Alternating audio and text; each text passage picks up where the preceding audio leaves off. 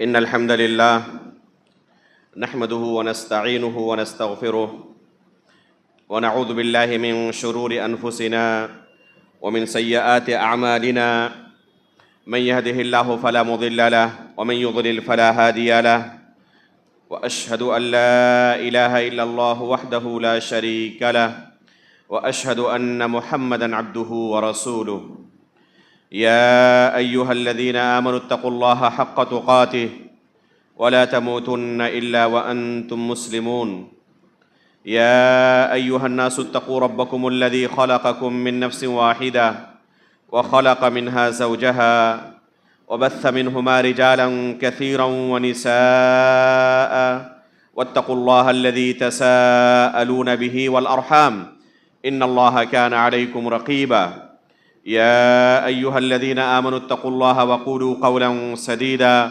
يصلح لكم أعمالكم ويغفر لكم ذنوبكم ومن يطع الله ورسوله فقد فاز فوزا عظيما أما بعد فإن أصدق الحديث كتاب الله وأحسن الهدي هدي محمد صلى الله عليه وسلم وشر الأمور محدثاتها وكل محدثة بدعة وكل بدعة ضلالة وكل ضلالة في النار۔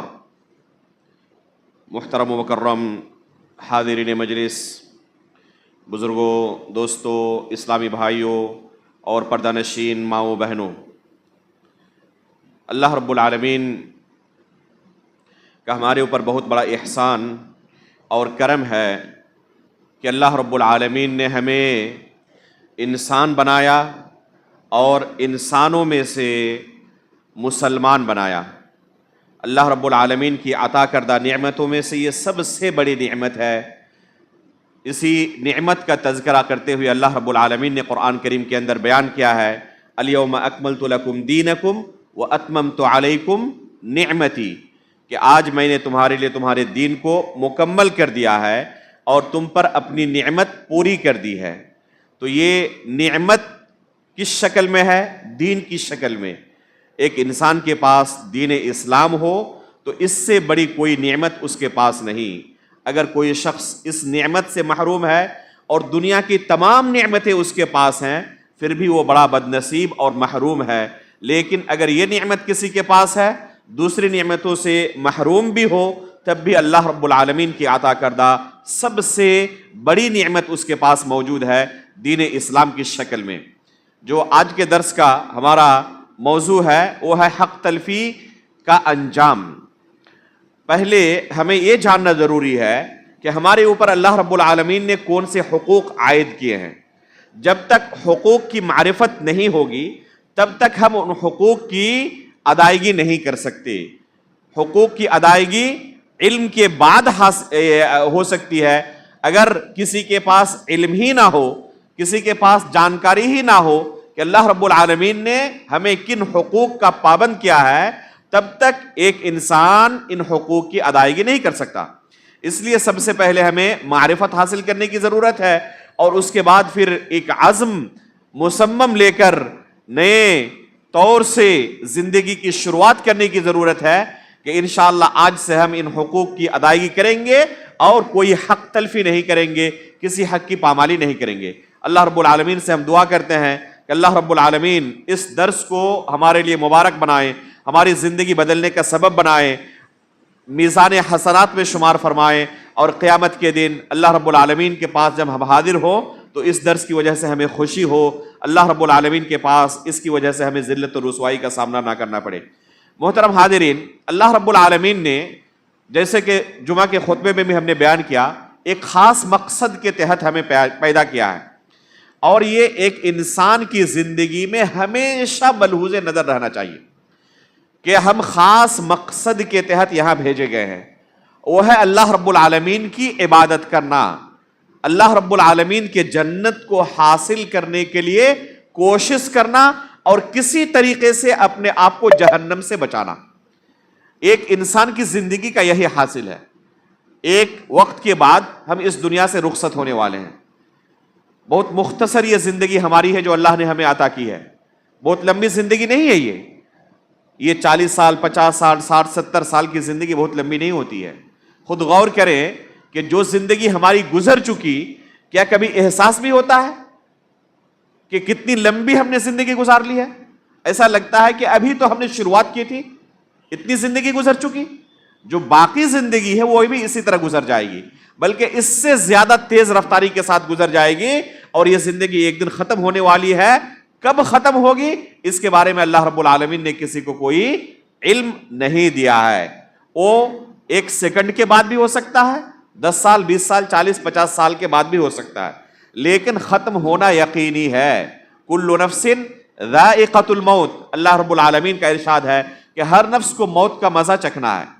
جو بھی اللہ رب العالمین نے مخلوق دنیا میں پیدا کیا ہے، ان کے لیے اصل یہی ہے کہ اللہ رب العالمین نے ان کے اوپر موت کو لکھ دیا ہے. ایک نہ ایک دن ان کو اس دنیا سے جانا ہے، یہ ختم ہونے والا ہے.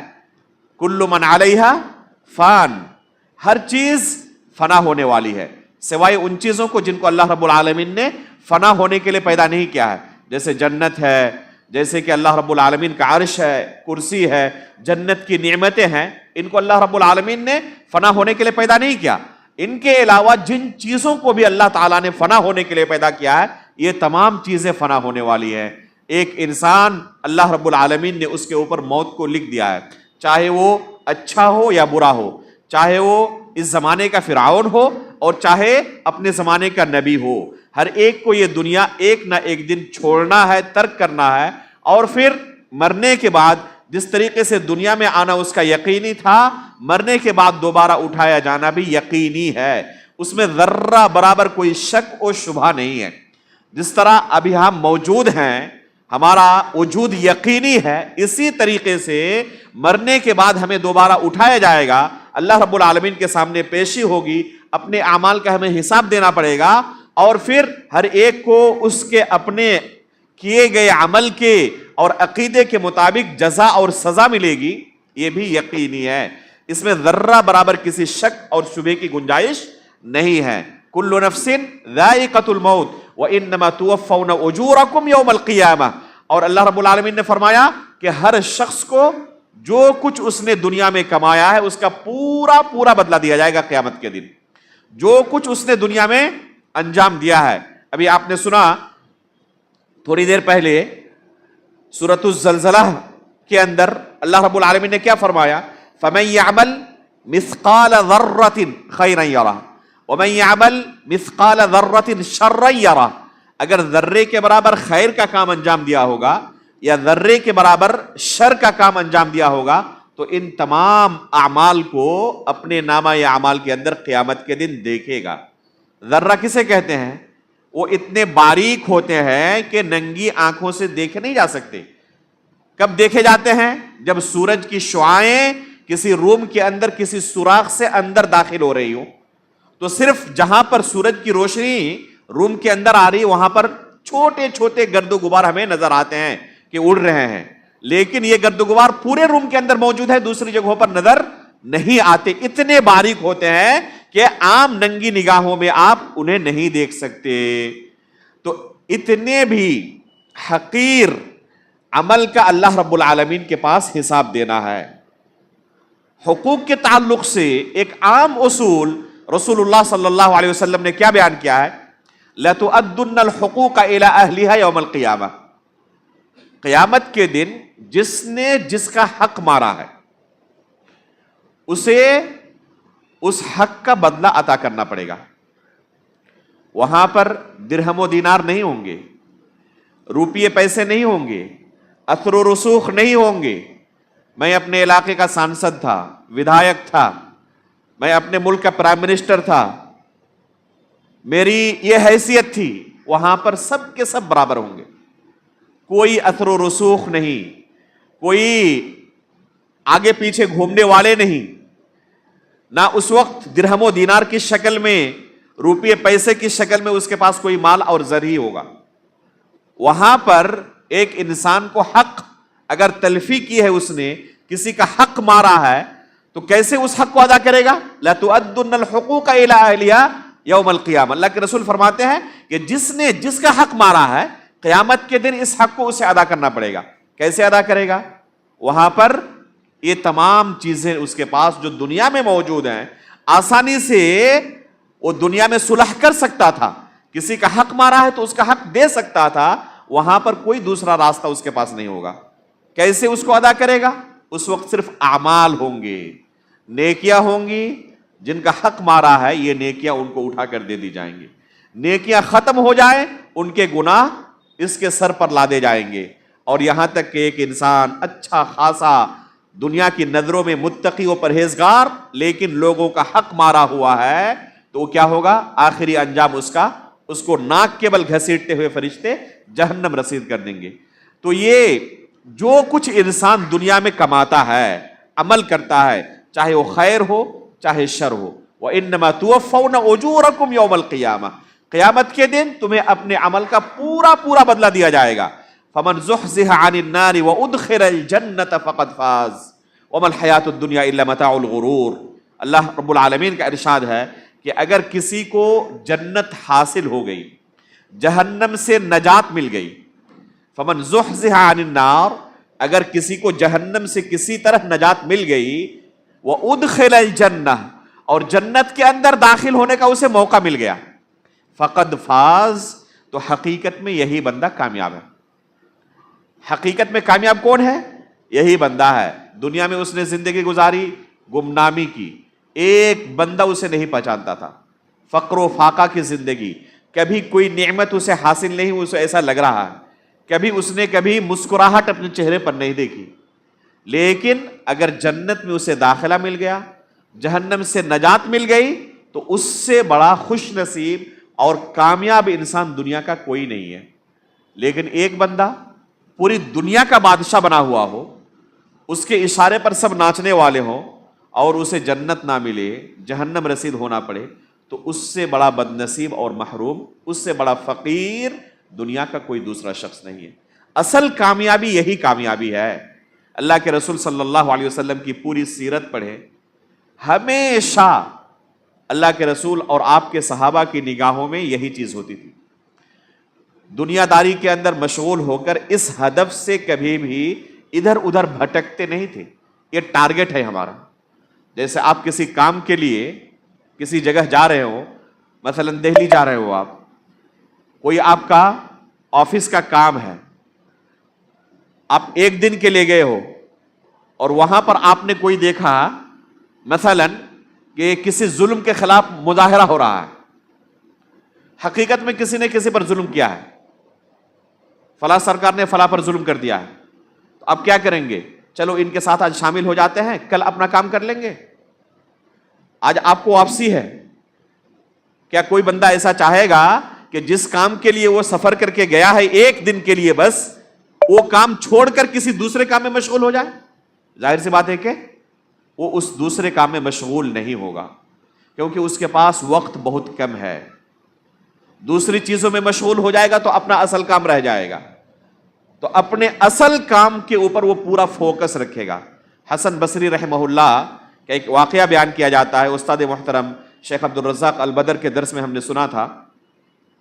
ایک جنازے میں حاضر ہوئے، سامنے جنازہ رکھا ہوا ہے، لوگ صف بندی کر کے کھڑے ہیں، تو اپنے بغل میں جو شخص کھڑا تھا ان سے پوچھا کہ اس شخص کو اگر اللہ رب العالمین دوبارہ موقع دے دے دنیا میں واپس آنے کا، کہ چلو تمہیں دوبارہ دنیا میں کچھ دنوں کے لیے ہم بھیجتے ہیں، آج تمہیں اپنے اعمال کا حساب دینے کے لیے نہیں آنا ہے، تمہارے پاس اور 10 دن کا موقع ہے، 2 دن کا، 3 دن کا موقع ہے، 2 گھنٹے کا موقع ہے، تو یہ جو باقی ایام اس کی زندگی کے ہیں کیسے گزارے گا وہ؟ تو اس شخص نے جواب دیا کہ ایک ایک منٹ کو اللہ رب العالمین کی اطاعت میں گزارنے کی کوشش کرے گا، کوئی بھی ایسا کام نہیں کرے گا جس سے اللہ رب العالمین ناراض ہو جائے۔ واقعی اگر کسی کو پتا چل جائے کہ آئندہ کل اس کی وفات ہونی ہے، تو کیا یہ بندہ ایسا کوئی کام کرے گا جس سے قبر کے اندر اسے اس کا برا بدلہ جھیلنا پڑے؟ ظاہر سی بات ہے کہ ایک ایک منٹ کی حفاظت کرے گا، اللہ رب العالمین کی اطاعت میں گزارنے کی کوشش کرے گا۔ تو امام حسن بصری رحمہ اللہ نے اس شخص سے کہا کہ دیکھیں اس شخص کا جو معاملہ ہے، اس کے ساتھ فائل کلوز ہو گئی ہے، اب اسے دوبارہ دنیا میں نہیں بھیجا جائے گا، لیکن آپ اور میرا معاملہ یہ ہے کہ ابھی بھی ہمارے پاس یہ فرصت ہے، ابھی بھی ہم باقی جو زندگی ہماری ہے اسی طرح کی ہے، ابھی بھی ہمیں اللہ رب العالمین بلا سکتے ہیں۔ یہ سمجھ لیں کہ اللہ رب العالمین نے دوبارہ ہمیں بھیج دیا ہے چند دنوں کے لیے، تو اپنی باقی زندگی اسی طرح گزارے جس طرح ان کے بارے میں آپ کا تبصرہ تھا کہ وہ اس طرح گزاریں گے، اس لیے کہ ہماری جو باقی زندگی اسی طرح کی ہے۔ لیکن ایک انسان دنیا کے رنگینیوں میں آ کر مدہوش ہو جاتا ہے، اس وقت وہ لوگوں کے سامنے اپنی برتری ثابت کرنے کے لیے، اپنا معاملہ اونچا رکھنے کے لیے، جیتنے کے لیے ایسے ایسے دلائل پیش کرے گا کہ سامنے والے کے سامنے میں نے اپنی بات منوا لی۔ یہ دیکھے کہ اللہ رب العالمین کے سامنے جب کھڑا ہوگا، جب اپنے اعمال کا حساب دینے کے لیے، تو کیا اللہ رب العالمین کے سامنے اپنی اس منطق سے، اپنی اس لاجک سے اللہ رب العالمین کو قائل کر سکتا ہے؟ وہاں پر مدد کے لیے جن کا ہم سہارا لیتے تھے، میرے امام نے یہ کہا ہے یہ توحید ہے، یہ شرک نہیں ہے، کیا وہ آپ کی مدد کرنے کے لیے آپ کی قبر میں آئے گا؟ ظاہر سی بات ہے کہ نہیں آئے گا۔ آپ کو اپنے اعمال کا خود حساب دینا ہے، وہاں پر آپ مسئول ہیں، اللہ رب العالمین کے سامنے کھڑے ہیں، تو وہاں پر اگر آپ ایسا کوئی عمل کرتے ہیں جس سے ڈر ہے کہیں ہماری گاڑی رک نہ جائے، پھنس نہ جائے، کہیں جہنم رسید کر دیا ہے، اس کے باوجود بھی ایک انسان اپنے حالات کو نہ سدھارے، تو ظاہر سی بات ہے کہ اس سے بڑا بدنصیب اور محروم کوئی نہیں ہے۔ اس لیے ایک انسان کو اس دنیا میں قدم پھونک پھونک کر رکھنے چاہیے، کہیں کوئی ایسا قدم نہ اٹھائے جس سے آخرت میں اسے جب سوال کیا جائے تو اس سوال کا جواب دینا اس کے لیے بھاری پڑ جائے۔ دنیا کے اندر ہو سکتا ہے کہ سامنے والے کو اپنی عقلی جوابوں سے، منطق سے آپ زیر کر دیں، لیکن یہ غور کریں کہ اللہ رب العالمین کے سامنے آپ کی یہ منطق چل جائے گی کہ اللہ رب العالمین کا یہی دین ہے؟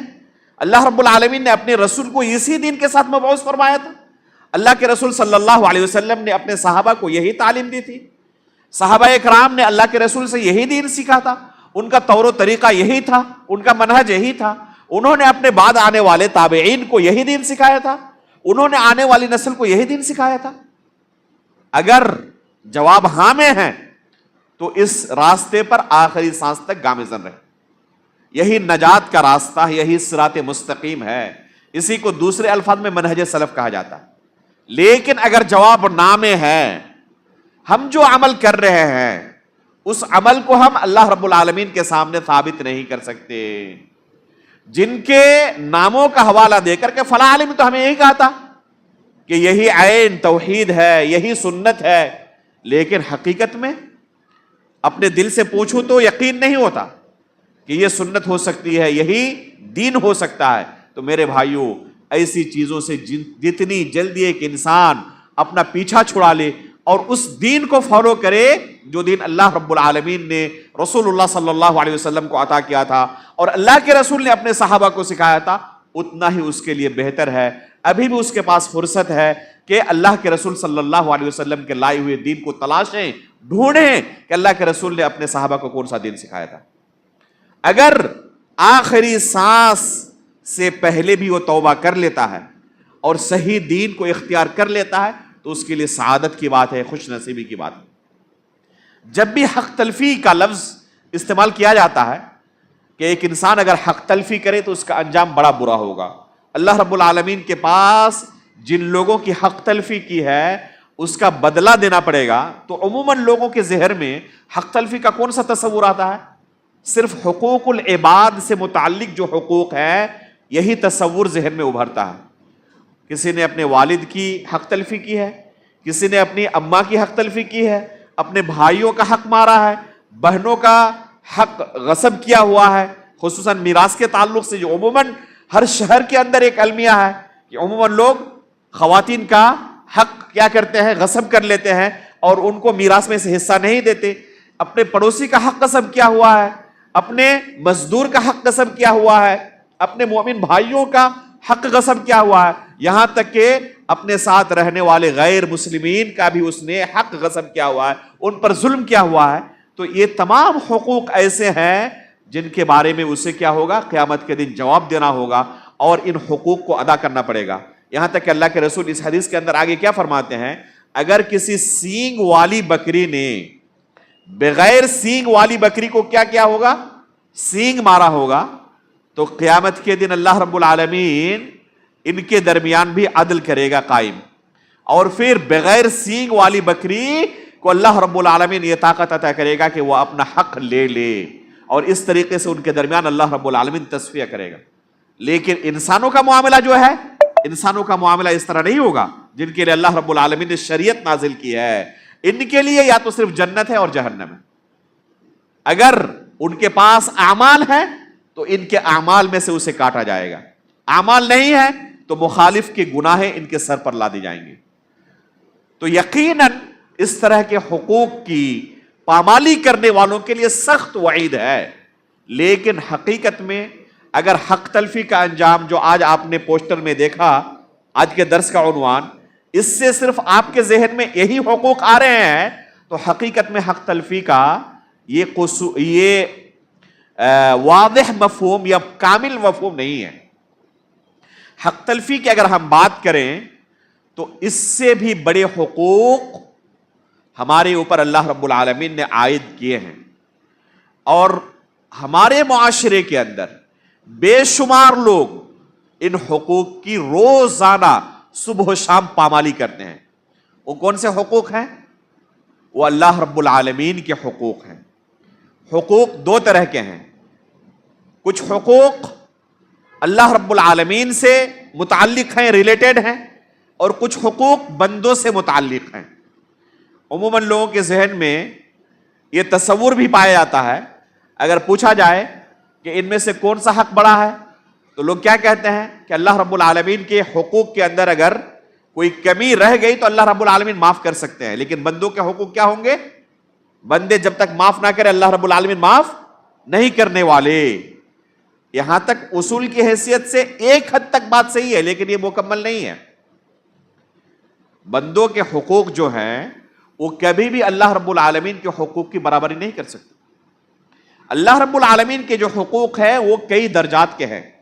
اگر اصل الایمان کے اندر, توحید کے اندر کسی نے ڈاکہ ڈالا ہے اور اللہ رب العالمین کے اس حق کو مارا ہے, اور اللہ رب العالمین کا یہ حق کسی دوسرے کو عطا کیا ہے, تو پھر اللہ رب العالمین یہ گناہ کبھی معاف نہیں کرتے. اللہ رب العالمین نے اپنی عبادت کے لیے لوگوں کو پیدا کیا. یہ پوری دنیا اللہ رب العالمین کے سامنے کیا ہے؟ ہیچ ہے, حقیر ہے. سب کی سب اللہ رب العالمین کے محتاج ہیں. اللہ رب العالمین سب کا خالق ہے, سب کا مالک ہے, سب کا رازق ہے. ہم روزانہ نماز کے وقت اللہ اکبر کا کلمہ سنتے ہیں, اذان ہوتی ہے, اس کے بعد پھر اقامت, اس میں بھی اللہ اکبر. نماز شروع ہوتی ہے, اللہ اکبر. ایک رکن سے دوسرے رکن میں منتقل ہوتے ہیں, اللہ اکبر. نماز ختم ہوتی ہے, سبحان اللہ, الحمدللہ, اور پھر اللہ اکبر. ایک نماز کے اندر کتنی مرتبہ اللہ اکبر ہم نے کہا؟ اس طرح 5 نمازوں میں روزانہ کتنی مرتبہ ہم یہ جملہ دہراتے ہیں؟ سبحان اللہ والحمدللہ. یہ جملے ہم روزانہ کتنی بار دہراتے ہیں؟ کوئی بھی شخص جو اپنے آپ کو مسلمان ہونے کا دعویٰ کرتا ہے, چاہے اس کا تعلق کسی بھی فرقے کے ساتھ ہو, وہ نماز پڑھنے آتا ہے, اللہ اکبر کا اقرار کرتا ہے, سبحان اللہ, الحمدللہ, لا الہ الا اللہ بار بار اپنی زبان سے دہراتا ہے. روزانہ کتنی بار؟ تقریباً 300 سے 400 مرتبہ. ایک دو بار نہیں, روزانہ 300 سے 400 مرتبہ اس کلمے کو دہراتا ہے کہ اللہ رب العالمین سب سے بڑا ہے, اللہ رب العالمین سب سے بڑا ہے, اللہ رب العالمین سب سے بڑا ہے, تمام عیوب سے اللہ رب العالمین پاک ہیں. سبحان اللہ کا کیا معنی؟ کہ اللہ رب العالمین تمام طرح کے عیوب سے پاک ہے. کوئی بھی چیز جسے عیب کہا جا سکے, جسے خلل کہا جا سکے, جسے کمی کہی جا سکے, جسے نقص کہا جا سکے, وہ اللہ رب العالمین کے ساتھ ممکن نہیں ہے.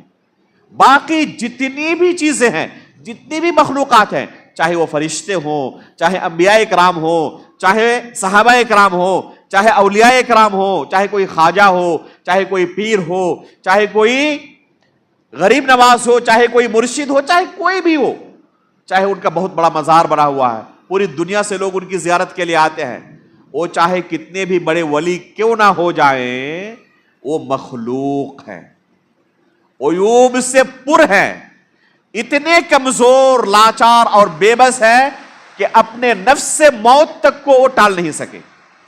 ایک زمانہ ان کی زندگی کا ایسا گزرا ہے جب ان کا وجود نہیں تھا، اس دنیا میں نہیں تھے، پھر اللہ رب العالمین نے پیدا کیا، ماں کے پیٹ کے اندر 9 مہینے رکھا، جب انتہائی لاچار اور بے بس تھا، ان کی والدہ خود ان کی مدد نہیں کر سکتی تھی، اگر ان کے ساتھ کوئی حادثہ ہو جائے تو والدہ جو اپنا جان بھی قربان کرنے کے لیے تیار ہو، اس بچے کی مدد نہیں کر سکتی، اتنی کمزور ہے وہ بچہ، اتنا کمزور ہے، آج چاہے دنیا کے اندر لوگوں نے انہیں کتنا ہی اونچا مقام کیوں نہ دے دیا ہو، ان کے سامنے سجدہ کرتے ہو، جھکتے ہو، ان سے اولادیں مانگتے ہو، ان سے بیماریوں سے شفا طلب کرتے ہو، اپنی حاجت روائی کے لیے ان کے در پر جاتے ہو، لیکن غور کریں کہ اس کی زندگی میں ایک ایسا مرحلہ بھی گزرا ہے جب اپنی ماں کے پیٹ میں تھا، وہ انتہائی لاچار اور بے بس، دنیا میں آیا، کوئی غذا دوسرا نہیں کھا سکتا تھا، اللہ رب العالمین نے اس کے ماں کے پستان میں 2 سال تک اس کی غذا کا بندوبست کیا،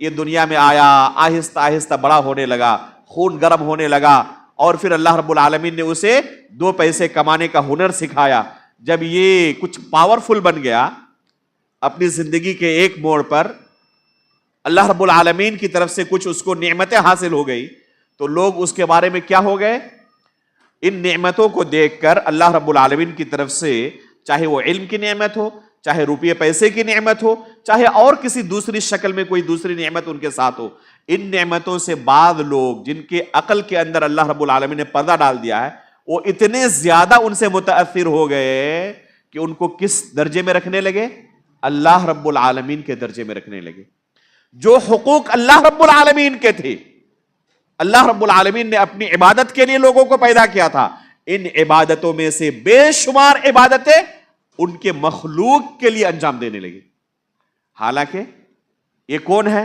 اللہ رب العالمین کے مخلوق ہے، وہ جتنے بھی اونچے درجے پر فائز ہو جائیں، عبادت کے معاملے میں ہو، علم کے معاملے میں ہو، روپے پیسے کے معاملے میں ہو، اور کسی معاملے میں ہو، وہ اللہ کے رسول صلی اللہ علیہ وسلم سے بھی اونچے درجے پر فائز نہیں ہو سکتے، لیکن اللہ کے رسول صلی اللہ علیہ وسلم کی زندگی کا مطالعہ کریں، کیا کبھی اللہ کے رسول صلی اللہ علیہ وسلم نے اسے برداشت کیا کہ جو اللہ رب العالمین کے حقوق ہے، وہ حقوق کوئی بندہ اللہ کے رسول کے لیے ادا کرے؟ اگر کبھی کسی نے اللہ کے رسول کے لیے سجدہ کرنے کی اجازت طلب کی، اللہ کے رسول نے اس کی اجازت نہیں دی۔ معاذ بن جبل رضی اللہ تعالیٰ عنہ جب آئے کفار کے ملک سے واپس، کو کیا کہا، ہم نے دیکھا انہیں کہ وہ اپنے سرداروں کو تعظیم میں سجدہ کرتے ہیں، تو اللہ کے رسول اجازت دیں، ہم بھی آپ کو سجدہ کرنا چاہتے ہیں۔ اللہ کے رسول نے سختی سے منع کیا، یہ اللہ کا حق ہے، اور یہ حق اللہ رب العالمین کے علاوہ کسی کے لیے اگر صرف کرنا جائز ہوتا تو خاتون کو، بیوی کو حکم دیا جاتا کہ اپنے شوہر کے لیے سجدہ کرے، لیکن وہ بھی جائز نہیں۔ اگر اللہ کے رسول کے لیے سجدہ کرنا جائز نہ ہو تو کیا دنیا میں کوئی اس سے بھی، اللہ کے رسول سے بھی بڑا خواجہ، پیر، غریب نواز، ولی، بزرگ موجود ہیں جن کے لیے ہم سجدہ کر سکتے ہیں، جن کے سامنے ہم جھک سکتے ہیں؟ اللہ کے رسول صلی اللہ علیہ وسلم کے بارے میں کسی نے کیا کہا، وَفِينَا نَبِيٌّ يَعْلَمُ مَا فِي غَدٍ، ہمارے درمیان ایسے بھی نبی ہیں جو آئندہ کل کی خبر رکھتے ہیں، علم غیب کے بارے میں انہیں پتا ہے۔ اللہ کے رسول نے فوراً ٹوکا، یہ علم غیب اللہ رب العالمین کے علاوہ کسی کے پاس نہیں۔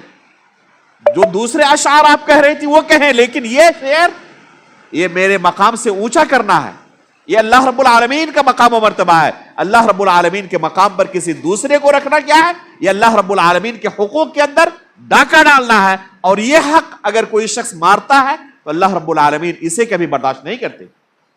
اگر اللہ رب العالمین کے حقوق کسی دوسرے انسان کو کوئی انسان دے تو یہی عین شرک ہے، اور شرک کا گناہ اللہ رب العالمین کبھی معاف نہیں کرتے۔ ان اللہ لا یغفر ان یشرک بہ ویغفر ما دون ذلک لمن یشاء، کہ اللہ رب العالمین کبھی شرک کا گناہ معاف نہیں کرتے، اس کے علاوہ جو دوسری گناہ ہیں اللہ رب العالمین چاہے تو معاف کر سکتا ہے۔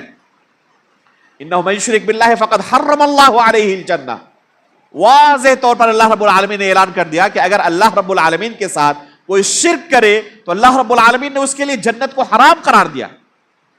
ایک بندہ اللہ رب العالمین کے حقوق دوسروں کو عطا کرتے رہے اور پھر اس کے باوجود بھی وہ یہ امید رکھے کہ اللہ رب العالمین میرے ان گناہوں کو معاف کر دیں گے، تو یہ بہت بڑی خوش فہمی ہے، یہ غلط فہمی کے اندر اپنی زندگی گزار رہا ہے۔ یہ وہ گناہ ہے جس کے بارے میں صراحت کے ساتھ اللہ رب العالمین نے اعلان کیا کہ یہ گناہ کبھی اللہ رب العالمین معاف نہیں کر سکتا۔ یہ گناہ ایسا نہیں ہے جس کے بارے میں ہم کیا کہیں، ان الحسنات یذھبن السیئات، کہ نیکیاں گناہوں کو کیا کرتی ہے، ختم کر دیتی ہے۔ اس بندے نے بہت ساری نیکیاں انجام دی ہے، اس لیے ہو سکتا ہے ان نیکیوں کی وجہ سے اس گناہ کو اللہ رب العالمین معاف کر دے۔ نہیں، اللہ رب العالمین نے نبی صلی اللہ علیہ وسلم کو خطاب کرتے ہوئے کہا لئن اشرکت، اے نبی اگر آپ بھی شرک کریں، لیحبطن عملک، تو آپ کے بھی تمام کے تمام اعمال کیا ہو جائیں گے، برباد ہو جائیں گے، وَلَتَكُونَنَّ مِنَ الْخَاسِرِينَ، اور آخرت میں خسارہ اٹھانے والوں میں سے ہوں گے آپ کو بھی نجات نہیں ملنے والی۔ اگر نبی صلی اللہ علیہ وسلم نبوت کے درجے پر فائز ہونے کے باوجود جنہوں نے اپنی زندگی پوری کی پوری اللہ کی اطاعت میں گزاری، اس کے باوجود اگر اللہ کے رسول کا یہ حال ہو کہ اللہ کے رسول کے بھی اعمال برباد ہو جائیں گے اور اللہ کے رسول کو نجات نہیں مل سکتی شرک کرنے کی وجہ سے، تو دوسروں کے اعمال ان کو بچا لیں گے؟ یہ ممکن نہیں ہے۔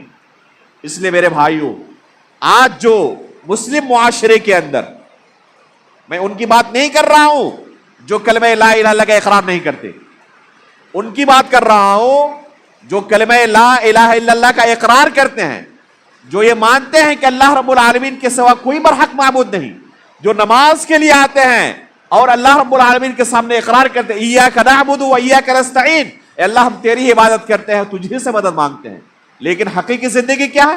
نماز پڑھ کر فارغ ہوئے، سامنے ایک قبر ہے، اس کے سامنے جھک گیا، گھر میں کوئی بیمار ہے، اللہ رب العالمین سے شفا طلب نہیں کر رہا ہے، فلاں بابا کے پاس جائے گا اور ان کی طرف سے کوئی تعویذ ملے گی جسے کندھے پر لٹکانا ہے، گردن پر لٹکانا ہے، فلاں انجانی طاقت سے ڈرا ہوا ہے، اگر اس راستے سے گزر گیا اور فلاں پر چڑھاوا نہیں چڑھایا، جھک کر سلام نہیں کیا، تو یہ سفر مبارک نہیں ہو سکتا۔ راستے میں ہو سکتا ہے گاڑی کیا ہو جائے، پلٹ جائے اور ہماری زندگی تباہ ہو جائے۔ گھر سے نکلا، سامنے سے کتا گزر گیا، بلی گزر گئی، اب آگے ہم نہیں بڑھ سکتے، انجانی طاقتوں سے ڈرا ہوا۔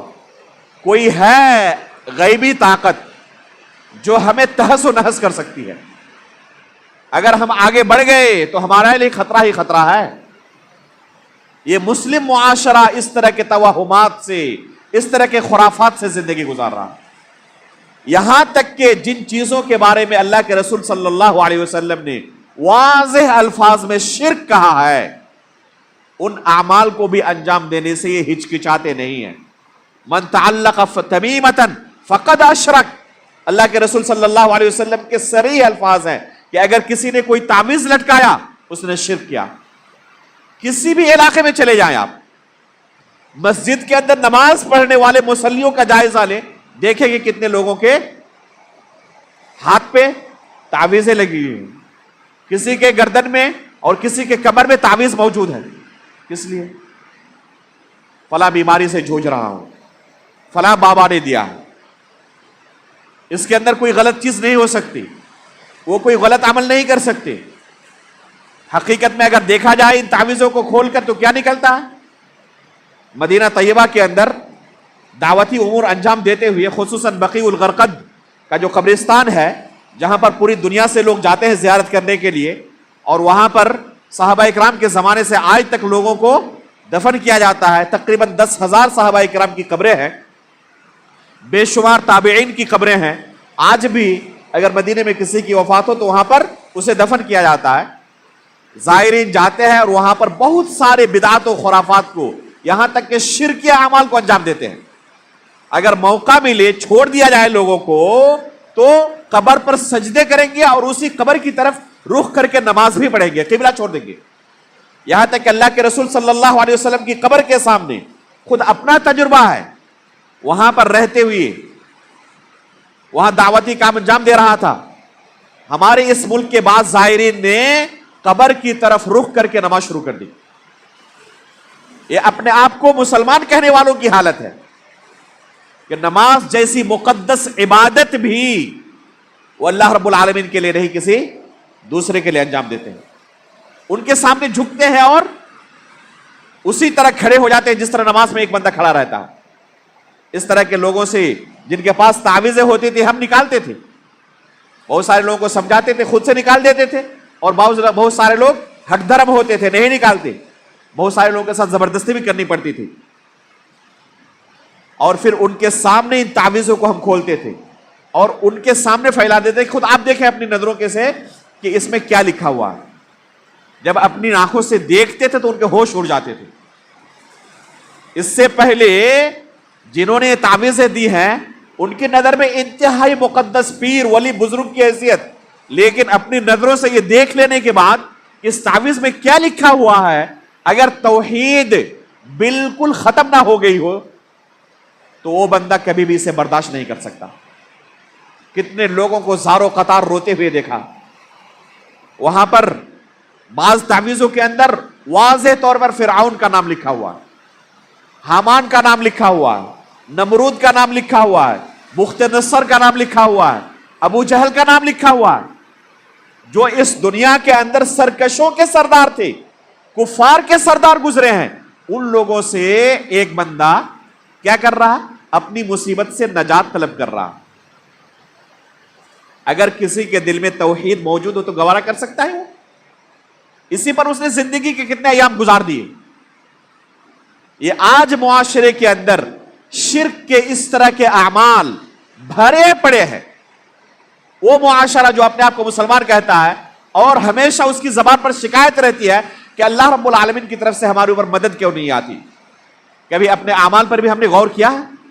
یا ہمارے اعمال ایسے ہیں کہ اللہ رب العالمین کی طرف سے ہمارے اوپر مدد آنی چاہیے، یا ہم نے اپنے اعمال اس طرح کر لیے ہیں کہ غیر مسلم کے اندر اور ہمارے اندر کوئی خاص فرق نہیں رہ گیا. وہ علل اعلان ان شرک اعمال کو انجام دیتے ہیں اور ہم پردے کے پیچھے ان شرک اعمال کو انجام دیتے ہیں.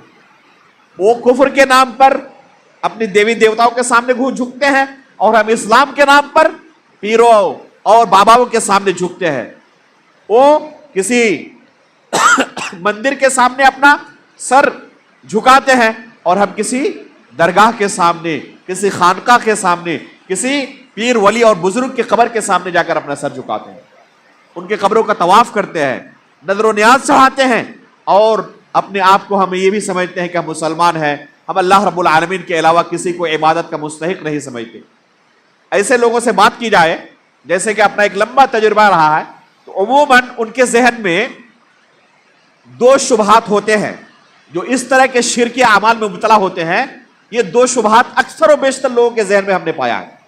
پہلا شبہ کیا ہوتا ہے؟ وہ کہتے ہیں کہ ہم اگر کسی مخلوق کو اللہ رب العالمین کا برابر سمجھے تب یہ شرک ہوگا، لیکن اگر اللہ کے برابر نہ سمجھیں، ہم اللہ رب العالمین کی طرف سے ان کو یہ قوت اور طاقت دی گئی ہے یہ سمجھیں اور یہ عقیدہ رکھیں کہ یہ اپنی طرف سے کچھ نہیں دیتے. اللہ رب العالمین نے اتنا پاور ان کو دے دیا ہے کہ اللہ رب العالمین کی طرف سے عطا کردہ پاور کی وجہ سے وہ ہمیں یہ نعمتیں دے سکتے ہیں، ان مصیبتوں سے نجات دے سکتے ہیں، تو یہ شرک نہیں ہوگا. عموماً یہ آپ تصور عام لوگوں کے یہاں پائیں گے جو اس طرح کے شرکی اعمال کے اندر مبتلا ہے. کہتے ہیں کہ ہم ان کو مخلوق سمجھتے ہیں، ان کو تو خالق سمجھتے نہیں، ہم ان کو تو اللہ رب العالمین کے برابر نہیں سمجھتے. اللہ کا درجہ کہاں، ان کا درجہ کہاں؟ ہم تھوڑے ان کو اللہ رب العالمین بنا رہے ہیں. اللہ رب العالمین کے لیے ہم نماز پڑھتے ہیں، لیکن یہ اللہ رب العالمین کے مقرب بندے تھے، بزرگ تھے، بڑے نیک تھے. اللہ رب العالمین نے ان کو کچھ خاص پاور دیا ہوا ہے، کچھ خاص طاقتیں دی ہوئی ہیں. وہ طاقتیں جو اللہ نے ان کو عطا کی ہے ان سے ہم یہ چیزیں سوال کرتے ہیں، لہذا ہمارا یہ عمل شرک نہیں ہونا چاہیے. یہ بہت بڑا شبہ لوگوں کے ذہن کے اندر داخل ہو چکا ہے. میرے بھائیوں، 1 منٹ کے لیے اگر اس اعتراض کو تسلیم کر لیا جائے، اس وجہ سے کہ ایک بندہ جس کی عبادت کر رہا ہے اسے اللہ رب العالمین کا برابر نہیں سمجھتا، یہ اگر شرک نہ ہو تو کفار مکہ بھی جو شرک کرتے تھے اسے شرک نہیں کہا جا سکتا۔ کفار مکہ بھی جن کی عبادت کرتے تھے وہ کون سی ہستیاں تھیں؟ ان کے معاشرے کے اندر یہ بڑی بزرگ ہستیاں تھیں، لات، منات، عزا، جن کے لیے وہ جان دیتے تھے، لوگوں کی جان لینے پر آمادہ ہوتے تھے۔ ابو سفیان نے جس وقت انہوں نے اسلام قبول نہیں کیا تھا، غزوہ احد کے موقع پر کیا کہا تھا؟ لنا عزا ولا عزا لکم، اعلو حبل کا نعرہ لگایا تھا، ہمارے پاس عزا ہے، تمہارے پاس کوئی عزا نہیں۔ تو اللہ کے رسول نے کیا کہا جواب دینے کے لیے عمر فاروق رضی اللہ تعالیٰ عنہ کو؟ کہو لنا اللہ مولانا ولا مولا لکم، کہ اللہ رب العالمین ہمارے مولا ہے، تمہارا مولا اللہ رب العالمین نہیں ہے۔ تو یہ عزا کون ہے؟ یہ عزا کون ہے جس کی وجہ سے یہ کفار مکہ لڑنے کے لیے آئے ہوئے تھے؟ یہ عزا ان کے درمیان ایک انتہائی بزرگ شخصیت، نیک لوگ تھے، جن کے مرنے کے بعد شیاطین نے ان کے ذہنوں کے اندر یہ وسوسہ ڈالا کہ ان بزرگوں کی عزت کیسے ہوگی، ان کے نام سے بت بنائے جائے اور پھر ان کے سامنے جھکا جائے اور ان کی عبادت کی جائے تاکہ آپ اللہ رب العالمین کا مقرب بندہ بن جائے۔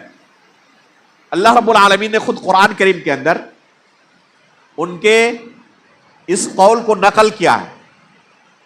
آپ لوگ تھوڑا قریب آ جائیں تاکہ بارش کی آواز کی وجہ سے سننے میں کسی کو ہو سکتا ہے پریشانی ہو، اور مجھے بھی تھوڑا آہستہ بولنا پڑے۔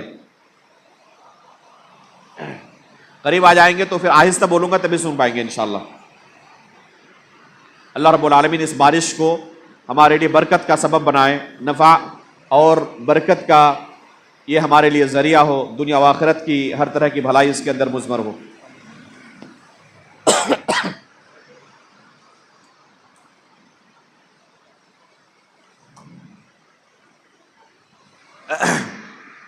جب ان کفار سے کہا جاتا تھا کہ تم ان کی عبادت کیوں کرتے ہو، عبادت اللہ کی کرو، تو یہ کیا کہتے تھے؟ ہؤلاء شفعاؤنا عند اللہ، یہ دیکھیں اللہ کے مقام تک نہیں پہنچ سکتے کبھی بھی۔ اللہ رب العالمین کا جو مقام ہے اس مقام تک مخلوق کیسے پہنچ سکتا ہے؟ یہ بس ہمارے سفارشی ہے، یہ ہمارے وکیل ہیں، اللہ تعالیٰ کے پاس ہمارا میٹر یہ حل کر دیں گے۔ اللہ رب العالمین کی طرف سے انہیں خصوصی طاقتیں ملی ہوئی ہیں۔ کیا کہتے تھے؟ اللہ رب العالمین نے قرآن میں ایک جگہ اور نقل کیا ہے، کہتے تھے ما نعبدهم الا ليقربونا الى الله زلفى، ان کی عبادت ہم صرف اس لیے کرتے ہیں تاکہ یہ اللہ کے ہمیں مقرب بنا دیں، اس طریقے سے ہم اللہ کے مقرب بن جائیں گے۔ تو کیا یہ اللہ رب العالمین کے برابر سمجھتے تھے ان کو؟ یہ چاہتے تھے کہ اس ذریعے سے اللہ رب العالمین کی قربت حاصل ہوگی۔ قربت ان کی مقصود نہیں تھی، یہ تو بس وسیلہ ہے، جیسے کہ آج بھی کوئی کہتے ہیں نا کہ ان کا تو ہم صرف وسیلہ پکڑتے ہیں، ان کو تھوڑے ہم نے اللہ رب العالمین کا درجہ دیا ہوا ہے، یہ تو بس وسیلہ ہے، اس طریقے سے ہم اللہ رب العالمین کی قربت حاصل کریں گے۔ یہی جواب کفار مکہ کا بھی تھا، ما نعبدهم الا ليقربونا الى الله زلفى، ان کی عبادت صرف اس لیے کرتے ہیں تاکہ یہ ہمیں اللہ رب العالمین کا مقرب بنا دیں۔ کہ اللہ رب العالمین نے اس نیک نیتی کی وجہ سے انہیں اجازت دی کہ ٹھیک ہے تم اسی طرح عمل کرتے رہو، بلکہ کہا کہ یہ عین شرک ہے، کیونکہ یہ عبادت ہے، اور عبادت کا ادنا سا ذرہ برابر حصہ بھی اللہ کے علاوہ کسی دوسرے کے لیے انجام دیا جائے تو یہ عین شرک ہے۔ کسی بھی طرح کی کوئی عبادت اگر انسان اللہ کے علاوہ کسی دوسرے کے لیے انجام دے تو یہ کیا ہے؟ شرک ہے، چاہے اس کے پیچھے اس کی نیت کتنی ہی اچھی کیوں نہ ہو۔ یہ حسن نیت کی وجہ سے اس کا یہ عمل جائز نہیں ہو جائے گا، وہ شرک ہی رہے گا۔ افسوس کی بات ہے کہ اس غفلت کی وجہ سے اور شبہے کی وجہ سے آج امت مسلمہ کا ایک بہت بڑا طبقہ اسی طرح کے شرکیات کے اندر گرفتار ہے، یہاں تک کہ ان کو جب کسی غیر مسلم کی طرف سے دعوت دی جاتی ہے کہ آؤ گھر واپسی کر لو، تو انہیں کوئی خاص فرق نظر نہیں آتا کہ ہمارے اور ان کے درمیان کیا خاص فرق ہے۔ بیکار کا ان کے ساتھ ہمیں الگ دین قائم کر کے ان کی دشمنی مول لینے کا کیا فائدہ، جب ہمارے اعمال ان کے اعمال تقریباً ایک ہی ہیں، کوئی خاص فرق نہیں ہے۔ تو اگر ان کا دھرم ہم قبول کر ہی لیتے ہیں تو کیا ہو جائے گا؟ یہ جتنے آپ کو ارتداد کے کیسز نظر آتے ہیں، اخبارات میں آپ پڑھتے ہیں نا، واٹس ایپ اور فیس بک پر دیکھتے ہیں کہ آج فلاں علاقے میں اتنے لوگوں نے کیا کیا، اسلام چھوڑ کر غیر مسلموں کا دھرم اپنا لیا۔ ان کی زندگی کا آپ مطالعہ کریں، پائیں گے کہ اس اعلان سے پہلے ہی سال 2 سال پہلے 10 سال پہلے سے ان کی حالت، ان کی زندگی کوئی توحید و سنت کی زندگی نہیں تھی۔ پہلے سے ہی، اعلان سے پہلے سے ہی وہ کفر و شرک کے دلدل میں ڈوبے ہوئے تھے۔ آج بس اعلان کیا ہے اور اعلان کر کے اپنے آپ کا شمار غیر مسلموں میں کر دیا ہے۔ گزشتہ کل بغیر اعلان کیے ہوئے ان شرک اعمال کو انجام دیتا تھا، وہ اسے کوئی خاص فرق نظر نہیں آیا اسلام کے اندر اور غیر مسلموں کے دھرم کے اندر۔ اس لیے جب غیر مسلموں کی طرف سے ایسے لوگوں کو دعوت دی جاتی ہے، کچھ لالچ دی جاتی ہے، تو چونکہ انہیں توحید کی نعمت کا علم ہی نہیں ہے، اس وجہ سے آسانی کے ساتھ وہ مذہب بدلنے پر، مذہب ترک کرنے پر آمادہ ہو جاتے ہیں۔ لیکن اگر حقیقت میں کسی کو اللہ رب العالمین کا مقام و مرتبہ کیا ہے یہ پتہ چل جائے تو اس کا حال کیا ہوگا؟ اگر پوری دنیا کی دولت بھی اس کے سامنے رکھ دی جائے پھر بھی وہ اللہ رب العالمین کے ساتھ کسی کو شریک نہیں کر سکتا۔ اگر اس کے تمام آبا و اقارب کو، اعزاء و اقارب کو اس کے تمام نظروں کے سامنے سے اس کا دشمن بنا دیا جائے، بلکہ سب کے سب اس کے خلاف تلوار لے کر کھڑے ہو جائیں، پھر بھی یہ شخص اسلام چھوڑ نہیں سکتا۔ آپ صحابہ اکرام کی زندگی دیکھ لیں، ایک زمانے میں اللہ کے رسول صلی اللہ علیہ وسلم کے جانی دشمن تھے، لیکن جیسے ہی ان کی زندگی میں توحید داخل ہوئی، توحید کی نعمت انہوں نے پہچانی اور اللہ رب العالمین کا کیا مقام و مرتبہ ہے، اللہ کے کیا حقوق ہیں، ان حقوق سے واقفیت ہوئی، تو کبھی بھی انہوں نے یہ گوارا نہیں کیا کہ اللہ رب العالمین کا کوئی ادنا سا حق بھی ہم کسی غیر کو عطا کر دیں۔ چنانچہ اگر اس کے لیے جنگ کی نوبت پڑی اپنے والد سے، اپنے بھائیوں سے، اپنے قریبی رشتہ داروں سے، تو انہیں ذرہ برابر اپنے ہی رشتہ داروں کے خلاف تلوار چلانے سے کوئی آر محسوس نہیں ہوئی، کوئی ان کو رکاوٹ نہیں آئی۔ یہ کب ہوگا؟ جب ایک انسان کے اندر توحید کی عظمت ہوگی۔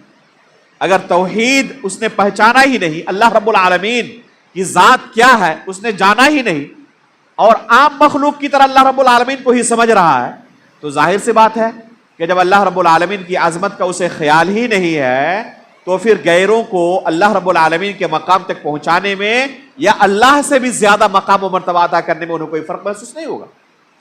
اسی وجہ سے اللہ رب العالمین نے ایک مسلمان کی زندگی کے ساتھ ان کلمات کو ایسے جوڑ دیا ہے کہ ایک لمحے کے لیے بھی انسان اللہ کے مقام پر کسی دوسرے کو نہ رکھے۔ اللہ اکبر، اللہ اکبر، اللہ اکبر جو 300-400 مرتبہ اپنی زندگی میں روزانہ دہراتا ہے، وہ کس لیے ہے؟ تاکہ اسے اللہ رب العالمین کی کبریائی کا، عظمت کا احساس ہو کہ اللہ رب العالمین کس طرح بڑا ہے، اور اس کے بالمقابل جو دوسری طاقتیں ہیں وہ کس قدر حقیر ہیں۔ کوئی موازنہ ہی نہیں دونوں کا۔ آپ دیکھیں یہ دنیا کتنی بڑی ہے، ہماری زندگی ختم ہو جائے لیکن دنیا کے کنارے تک ہم نہیں پہنچ پاتے۔ یہ دنیا اللہ رب العالمین کی مخلوقات میں سے ایک چھوٹی سی مخلوق ہے، اور اللہ رب العالمین کی اس مخلوق کے سامنے جس کی ہم عبادت کرتے ہیں، جس کے سامنے جھکتے ہیں، جس کے سامنے اپنی جھولی پھیلاتے ہیں، غور کریں کہ کتنی چھوٹی مخلوق ہے وہ، کس قدر لاچار اور بے بس ہے وہ، اور اللہ رب العالمین کی عظمت کا خیال کریں۔ یہ دنیا بھی اللہ رب العالمین کی مخلوقات میں سے سب سے بڑی مخلوق نہیں ہے، اس سے بڑی بڑی کتنی مخلوقات اللہ نے پیدا کی ہیں۔ یہ سورج جو ہمیں نظر آ رہا ہے روزانہ، یہ سورج سائنس دانوں کے دعوے کے مطابق، جیسا کہ ان کی تحقیق، ان کی ریسرچ ہے جس کا انہوں نے دعویٰ کیا ہے، وہ کیا ہے کہ یہ سورج اس دنیا سے 13 لاکھ گنا بڑا، یعنی اس طرح کی 13 لاکھ زمینیں ہوتی تو ایک سورج کے برابر ہو سکتی تھی. اور یہ سورج اللہ رب العالمین کی بھی سب سے بڑی مخلوق نہیں ہے، اس سے بڑی بڑی مخلوقات اللہ نے پیدا کی ہیں. ایک سیارہ ہے جس تک انسان کی تحقیق پہنچی ہے، اور انسان کی تحقیق کتنی ہے وہ ابھی بیان کروں گا. جہاں تک انسان کی تحقیق پہنچی ہے، ایک سیارے کا انکشاف کیا ہے جس کا نام ہے وائی کینس ماجورس، وی وائی کینس ماجورس. آپ گوگل سرچ کریں اور دیکھیں اس بارے میں. کہتے ہیں کہ یہ سیارہ سورج سے بھی 9 بلین گنا بڑا ہے، یعنی اس سیارے کے سامنے سورج جو زمین سے 13 لاکھ گنا بڑا ہے ایک قطرے کی طرح نظر آئے گا، ایک ذرے کی طرح نظر آئے گا. وہ وی وائی کینس ماجورس کا بھی خالق کون ہے؟ اس کا بھی خالق اللہ رب العالمین ہے. یہ صرف ایک زمین اور ایک آسمان کے درمیان ہے. انسان کی تحقیق کتنی پہنچی آج تک؟ ابھی 2 سال پہلے 3 سال پہلے چاند کے قطب جنوبی پر ہندوستانی سائنسدانوں نے جب سافٹ لینڈنگ کی تھی، پوری دنیا کے اندر تہلکہ مچ گیا. ہندوستان دنیا کا پہلا ملک، ان کے دعوے کے مطابق جب سے دنیا بنی ہے ہندوستان پہلا ملک ہوا جو وہاں تک پہنچ سکا ہے. اس کا مطلب کہ ان کو خود اعتراف ہے کہ بہت ساری چیزیں ایسی ہیں جہاں تک ہم پہنچ ہی نہیں سکے. ان کو خود اعتراف ہے یہ. تو جہاں تک پہنچ ہی نہیں سکے وہاں کے بارے میں تحقیق کر سکتے ہیں؟ ممکن نہیں ہے. جہاں تک ان کی رسائی ہوئی ان کے بارے میں ان کا خیال ہے کہ ایسا بھی سیارہ ہے دنیا میں جو سورج سے بھی 9 بلین گنا بڑا ہے. اور انسانوں کی تحقیق انتہائی حقیر ہے. یہ انسان چاند کے ایک کنارے پر پہنچ کر اپنی بہت بڑی کامیابی تصور کر رہا ہے. اور آج سے 1400 سال پہلے جب اس طرح کی کوئی ٹیکنالوجی نہیں تھی، اللہ کے رسول صلی اللہ علیہ وسلم کو اللہ رب العالمین نے اس آسمان کا دروازہ کھول کر دوسرے آسمان میں پہنچایا، پھر وہاں سے تیسرے اور اس طریقے سے 7ویں آسمان کے اوپر اللہ کے رسول پہنچے. صحیح بخاری اور صحیح مسلم کے اندر تفصیل کے ساتھ معراج کا واقعہ پڑھ لیں.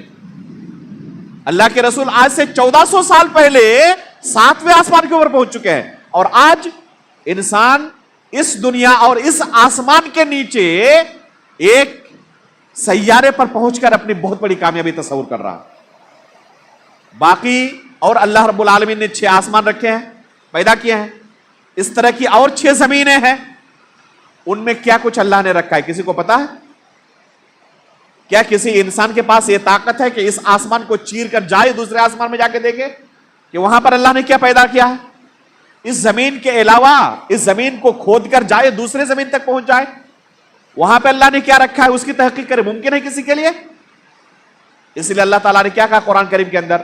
فَلَا أُقْسِمُ بِمَا تُبْصِرُونَ وَمَا لَا تُبْصِرُونَ. قسم ہے ان چیزوں کی جن کو تم نے دیکھا ہے، وَمَا لَا تُبْصِرُونَ، اور ان چیزوں کی بھی جن کو تم نے دیکھا ہی نہیں. ظاہر سی بات ہے کہ جن کو انسانوں نے دیکھا نہیں وہ کیا ہے؟ وہ بے شمار ہے. جن کو دیکھا ہے وہ انتہائی محدود ہے. اور انہی محدود چیزوں میں سے وہ شخص ہے، وہ معبود ہے انسانوں کا جس کے سامنے وہ جھک رہا ہے اور اس اللہ اکبر کو، اللہ العظیم کو بھول جاتا ہے جس نے ان تمام چیزوں کو پیدا کیا، ان 7 آسمانوں کو پیدا کیا، 7 زمینوں کو پیدا کیا. اور ان 7 آسمانوں اور زمینوں کو اللہ رب العالمین قیامت کے دن اپنی مٹھی میں لے لیں گے. وَالْأَرْضُ جَمِيعًا قَبْضَتُهُ يَوْمَ الْقِيَامَةِ، کہ یہ زمینیں اللہ رب العالمین کی مٹھی میں ہوں گی. وَالسَّمَاوَاتُ مَطْوِيَّاتٌ بِيَمِينِهِ، اور اس دن قیامت کے دن اللہ رب العالمین 7 آسمان اس کے داہنے ہاتھ میں لپٹے ہوئے ہوں گے. یہ ہے ہمارا رب العالمین جو سب سے بڑا ہے، جس کا ہم بار بار اقرار کرتے ہیں، لیکن اولاد نہیں ہو رہی ہے. تو اب اللہ رب العالمین اولاد نہیں دے سکتے. اب ان کے یہاں سے ہم مایوس ہو چکے، فلاں بابا کے پاس ہی جا کر اولاد مل سکتی ہے، انہی کے پاس نسخہ ہے، ورنہ تو ہم بے اولاد رہ جائیں گے. یہ لوگوں کے ذہن کے اندر شبہ داخل ہو گیا ہے. جو اللہ رب العالمین کے حقوق تھے وہ حقوق دوسروں کو دے رہا ہے. کہ اللہ رب العالمین اس حق تلفی کو معاف کر دیں گے؟ یہ ہے شرک، جسے اللہ رب العالمین کبھی معاف نہیں کرتا۔ اس لیے میرے بھائیوں، اپنی زندگی توحید کی زندگی گزاریں، ہمیشہ ان تمام اعمال سے اپنے آپ کو دور رکھیں جس میں شرک کا کوئی دھبا بھی آپ کے اوپر نہ پڑ سکے۔ ایک انسان کو اوور کانفیڈنس کا شکار نہیں ہونا چاہیے کہ ہمارے اندر تو شرک داخل نہیں ہو سکتا، ہم کیسے شرک کے اعمال انجام دے سکتے ہیں؟ ابراہیم علیہ الصلوۃ والسلام اپنے لیے اور اپنے بیٹے کے لیے دعا کر رہے ہیں، خود نبی، بیٹا بھی نبی، کیا کہتے ہیں؟ وَجُنُبْنِي وَبَنِيَّ أَن نَعْبُدَ الْأَصْنَامَ، کہ اللہ مجھے اور میرے بیٹوں کو بتوں کی پرستش سے بچانا۔ اگر ایک نبی اللہ سے یہ دعا کریں کہ اللہ مجھے شرک سے، بتوں کی عبادت سے بچا، تو ایک عام انسان کو شرک سے کتنا دور رہنا چاہیے، کتنا ڈرنا چاہیے؟ اس لیے کہ انسان کو ہمیشہ توحید و سنت کے بارے میں علم حاصل کرنا چاہیے۔ یہ جو آج شرک کے مظاہر ہمارے ملک کے اندر موجود ہیں، خصوصاً مزاروں کے اندر، جتنے بھی مزار ہیں، کوئی ایسا شہر ہے جس میں کوئی مزار نہ ہو؟ وہاں پر کون لوگ حاضری دیتے ہیں؟ غیر مسلمین حاضری دیتے ہیں، مسلمان حاضری دیتے ہیں، جو کلمہ لا الہ کا اقرار کرتے ہیں۔ وہاں پر روزانہ صبح و شام جا کر دیکھیں کہ کیا کچھ ہو رہا ہے۔ یہ شرک کے اعمال انجام بھی انسان دے، اور یہ بھی امید رکھے کہ اللہ رب العالمین اسے معاف کر دیں گے، اور یہ بھی امید رکھے کہ اللہ رب العالمین کی طرف سے مدد نازل ہوگی، تو ظاہر سی بات ہے کہ اس طریقے سے اللہ رب العالمین کی مدد نازل نہیں ہوتی ہے۔ تو جب بھی ہم حق تلفی کی بات کریں گے، یہ سب سے بڑا حق ہے جس پر انسان روزانہ ڈاکہ ڈالتا ہے۔ اس حق تلفی کا انجام انتہائی برا ہے۔ اس حق تلفی کا انجام کیا ہے؟ انہ من یشرک باللہ فقد حرم اللہ علیہ الجنہ۔ اس حق تلفی کا انجام یہ ہے کہ اگر کسی نے اس حق کے اندر ڈاکہ ڈالا تو اللہ نے اس کے لیے جنت کا دروازہ بند کر دیا، اس کے لیے اللہ نے جنت کو حرام قرار دیا ہے۔ ایسا بندہ کبھی جنت میں داخل نہیں ہو سکتا جس کی زندگی میں شرک کیا ہو، اللہ رب العالمین کے اس حق میں ڈاکہ ڈالا ہو۔ لیکن اگر اس حق کے اندر ڈاکہ نہ ڈالا ہو، اللہ رب العالمین کے دوسرے حقوق کے اندر اس نے کوئی کمی کوتاہی کی ہو، تو اللہ رب العالمین معاف کرنے والے ہیں۔ خصوصاً بندہ اگر توبہ کرتا ہے، استغفار کرتا ہے، جیسے کہ آج جمعہ کے خطبے میں ہم نے کہا، اللہ کے رسول صلی اللہ علیہ وسلم کیا کرتے تھے؟ ایک مجلس میں 70 مرتبہ استغفار کیا کرتے تھے۔ حالانکہ خود قرآن میں اللہ رب العالمین نے کیا اعلان کیا ہوا اللہ کے رسول کے بارے میں کہ اللہ رب العالمین نے آپ کی اگلی پچھلی تمام گناہوں کو معاف کر دیا۔ اس کے باوجود اللہ کے رسول ایک مجلس میں 70 مرتبہ استغفار کیا کرتے تھے۔ اور آج ہماری حالت کیا ہے؟ گناہوں کے اندر لت پت ہیں، پتہ بھی چل جائے کہ یہ گناہ، یہ شرک ہے، پہلا ری ایکشن ہمارا کیا ہوتا ہے؟ ہمارے فلاں مولوی صاحب نے، فلاں امام نے، فلاں بزرگ نے، فلاں پیر صاحب نے کہا، وہ تو غلط نہیں ہو سکتے۔ میرے بھائی، آپ قبر میں اکیلے ہوں گے۔ جس لاجک سے آپ اس شرک کو توحید ثابت کر رہے ہیں، اپنے دل پر ہاتھ رکھ کر کہیں کیا اللہ رب العالمین کے سامنے آپ کی یہ لاجک چل جائے گی؟ وہاں مسجد نبوی کے سامنے ہم کھڑے رہتے تھے، اپنے ان بھائیوں کو سمجھاتے تھے، اپنی آنکھوں کے سامنے دیکھتے تھے، گنبد خضرا کا سایہ سامنے پڑ رہا ہے عصر کی نماز کے بعد۔ ان کے عالموں نے دماغ کے اندر بیٹھا دیا ہے کہ اللہ کے رسول نور سے پیدا کیے گئے تھے، نہ اللہ کے رسول کا کوئی سایہ ہوتا تھا اور نہ گنبد خضرا کا کوئی سایہ ہوتا ہے۔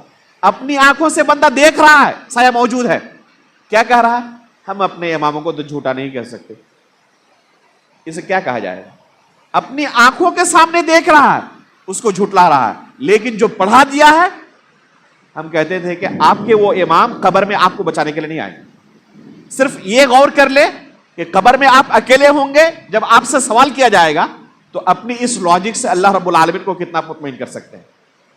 اگر آپ کو لگ رہا ہے کہ ہماری اس لاجک سے اللہ رب العالمین قائل ہو جائیں گے، ٹھیک ہے، آپ کی زندگی ہے اپنی ہے، لیکن اگر آپ کو لگ رہا ہے کہ ہماری اس لاجک سے اللہ رب العالمین کے سامنے ہم پھنس سکتے ہیں، تو جتنی جلدی ہو سکے اس سے توبہ کر لیں اور توحید و سنت کا راستہ اختیار کریں، یہ آپ کی دنیا اور آخرت دونوں کے لیے بہتر ہے۔ تو یہ پہلا حق ہے جو سب سے بڑا ہے حق تلفی کے اندر، جس کے اندر بہت سارے مسلمان روزانہ حق تلفی کے شکار ہیں۔ اب آتے ہیں ہم بندوں کی طرف، مخلوق کی طرف، جن کے حقوق اللہ رب العالمین نے ہم پر عائد کیے ہیں۔ مخلوق کے اندر اگر ہم دیکھیں تو اللہ رب العالمین نے جو سب سے بڑا حق ہم پر عائد کیا وہ کن کا ہے؟ جی کن کی طرف سے جواب آئے گا؟ کہیں والدین کا، ماں باپ کا۔ جواب بہت حد تک درست ہے، آپ وہاں تک نہیں پہنچ سکے اس لیے کہ آپ اس طرف توجہ نہیں دیے۔ مخلوق میں اگر ہم کہیں سب سے بڑا حق کن کا ہے تو اللہ کے رسول صلی اللہ علیہ وسلم کا حق سب سے بڑا ہے یا نہیں؟ والدین سے بھی بڑا حق اللہ کے رسول صلی اللہ علیہ وسلم کا ہے۔ اللہ کے رسول خالق ہے مخلوق ہے؟ مخلوق ہے۔ اللہ کے رسول مخلوق ہے، خالق نہیں ہے۔ قرآن کے بارے میں کیا خیال ہے؟ قرآن مخلوق ہے خالق ہے؟ جی سلف صالحین کا اجماع تھا کہ اگر قرآن کو کوئی مخلوق کہے تو کافر ہو جائے گا۔ اگر قرآن کو کوئی مخلوق کہے تو کیا ہو جائے گا؟ کافر ہو جائے گا۔ سلف صالحین کے اس بارے میں اجماع تھا، بہت سارے ائمہ کرام نے اجماع نقل کیا ہے۔ امام ابن ابی حاتم الرازی رحمہ اللہ نے اصل السنہ و اعتقاد الدین کے اندر اس عقیدے کو بیان کرتے ہوئے کہتے ہیں کہ اگر کوئی شخص قرآن کو مخلوق کہے تو وہ کافر ہے، اور اس کے کفر میں کسی کو شک ہو تو وہ بھی کافر ہے۔ اگر اس کے کفر میں کسی کو شک ہو جو قرآن کو مخلوق کہتا ہے تو ایسا بندہ جو شک کرے وہ بھی کافر ہو جائے گا۔ یہ متفق عقیدہ تھا۔ قرآن مخلوق نہیں ہے، قرآن اللہ رب العالمین کا کلام ہے۔ اللہ رب العالمین نے کلام کیا ہے حرف اور صوت کے ساتھ۔